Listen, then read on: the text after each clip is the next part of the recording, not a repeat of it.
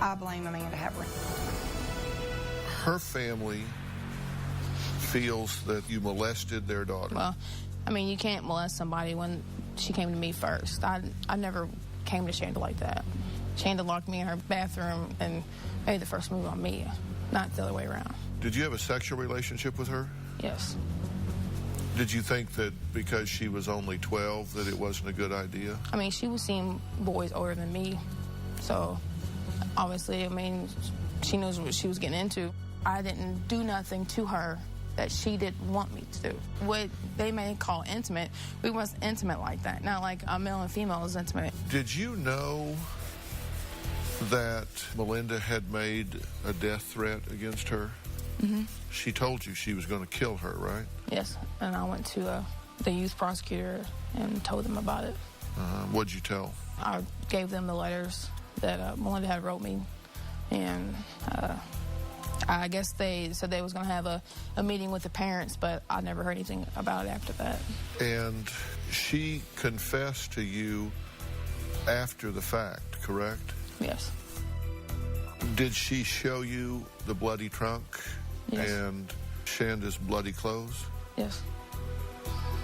And you didn't tell anybody? No, because I just didn't believe it. Because one minute they were laughing, and the next minute they were crying, so it was hard to tell which was fake and which was true. So you knew she was dead? When you heard those details, did you believe it? I mean, part of me did, but a part of me didn't. Did you ever think that you should warn Shanda's parents that she had made a death threat against her? My dad warned them about the letters. The youth prosecutor warned them about the letters and everything that was going on. They feel like this started with her relationship with you and that you could have said something. When they told you, they confessed to you that they killed her. Yeah, I did confess to people that they were going to kill her. Mm-hmm. So maybe the authorities could have done more stuff. And maybe her dad could have done something, you know, when those three girls knocked on the door and Shanda answered the door, and he was like, "Who is that?" And that's what I was told. He didn't even know that. She didn't even know who those girls were. You're not blaming the father. I'm not blaming the father. I'm not blaming anybody but the girls that did it. Well, but it sounds like you're kind of putting something on the father. Well, I mean, they're putting it all on me. We've got a dead child here, I understand right? that. I mean, come on. Let's not. We don't want to throw rocks at a dead child. Right. I mean, they're throwing rocks at me, though. I understand. You know, I've lost a lot during this. I lost basketball scholarships because of it.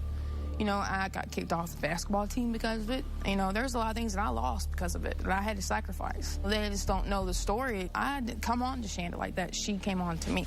And you're completely at peace with your role in this thing. You don't feel guilty about any aspect of this whatsoever. You have no regrets? I mean, I do, and in part feel guilty for not telling somebody when I found out about it. Nobody was calling my house looking for Shanda. So, in reality, I didn't know that it was true because nobody was calling me looking for her. You think that would have been the first place they would call was my house. Well, her mother did call your house, didn't she? I never got that message that she called me. My dad may have known and maybe didn't tell me.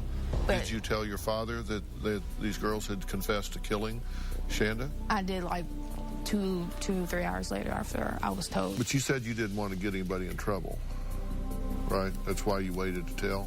That's not that I want to get anybody in trouble. It's just I didn't know if that really happened. I didn't want to call and be like, "Hey, I heard this," and it not been true. You said Shanda's mother's made your life miserable? Well, mine and a lot of my family's, yes. You understand they've suffered a tremendous loss. Yeah, that's all about. You seem pretty smug about this, and I would have thought that you would have had a lot more compassion. I have had compassion, but just the thought that somebody would call me a child molester upsets me. I understand. Is there anything you want to say to them? I am sorry that this has happened. You know, ultimately, Shanda's father paid the price, too, by drinking himself to death, and I really am sorry. I mean, it hurts my feelings, or they think I'm a child molester, because I'm not. Is there anything you haven't said that you would like to say? I never got to say goodbye to her, you know. I didn't get to go to her funeral. I was threatened not to go to her funeral. And I didn't get to say goodbye to her. I'm not responsible for anything that's happened in Amanda's life. She's responsible for her own actions. I didn't ask my daughter to be murdered. I didn't ask Amanda to molest, to be a predator, to have sex However, whatever kind of sex it is that she wants us to know about with Shanda. Shanda was 12 years old. When we talk about molestation, it's a different kind of molestation. It was if you would have just left her alone and went away, maybe she would still be here, but you wouldn't just go away.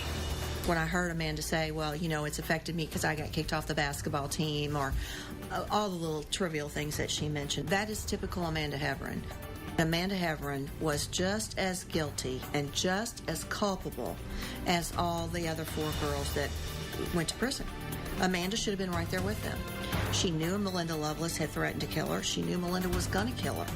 She did nothing to stop it. Even after she was shown the bloody trunk, she did nothing. Absolutely nothing.